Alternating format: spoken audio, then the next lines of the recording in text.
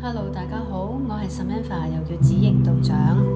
好啦，化祿喺田宅宮，你嘅生活開始穩定落嚟啦。田宅宮呢，佢代表嘅係你嘅家庭、房產，仲有你嘅內心嘅安全感、長期嘅根基。當化祿進入咗之後呢，關於家仲有安全感嘅事就會進展得順利啦。你內心嘅安定感會提升，你一直想要改善嘅居家環境呢，喺2026年可能會順利揾到心儀嘅屋啊、房啊，又或者係完成到你嘅裝修。仲有你嘅家庭內部長期存在住某個問題，終於得到緩和解決，你感覺到你嘅根基穩定啦。今年呢，你適合長期嘅佈局，而唔係激進嘅改變。咁化祿喺福德宮呢，你終於唔再同自己打仗啦。福德宮代表嘅係你嘅精神世界、內在愉悅感、人生嘅福氣。化祿進入咗福德宮之後，你會容易地感覺到心滿意足，內耗減少，直覺同埋靈感會變得好強。喺過去，你夜晚可能會胡思亂想，難以入眠嘅。嚟到2026年呢，你可能好自然地揾到俾你心靈安靜落嚟嘅方法，譬如話冥想，譬如係閱讀，譬如係跳舞，而且你係能夠從中獲得真實嘅愉悅同埋平靜嘅。你同你自己和解啦，所以今年你嘅情緒係好穩定嘅。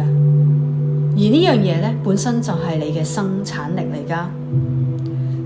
好啦，我哋再嚟睇最後一個宮位，化祿喺父母宮，你被支持系統拖住咗。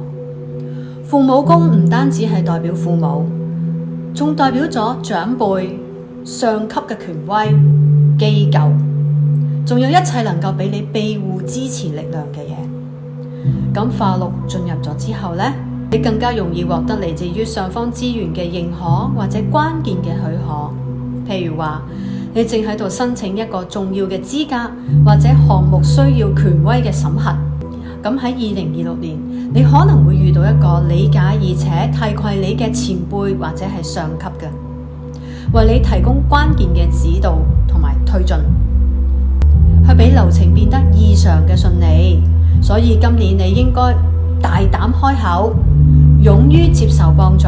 2026年嘅化祿唔係俾多咗嘢你，而係俾你啱。用一段非常之現實嘅話嚟幫你記住2026呢一股化祿嘅意義。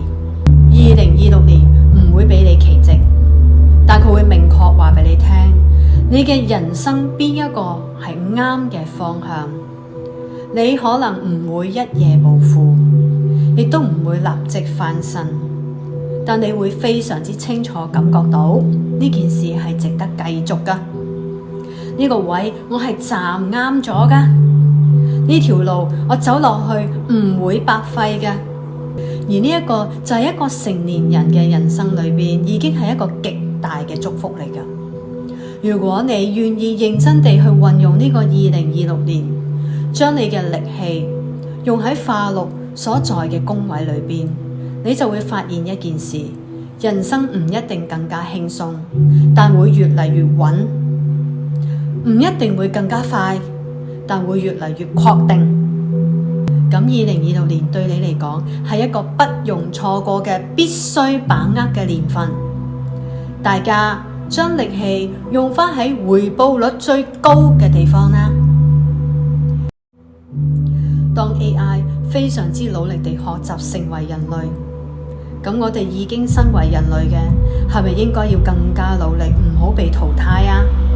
係咪應該更加要將我哋嘅力氣用喺對嘅地方去發展啊？應該去努力求變啊！我哋下集再繼續。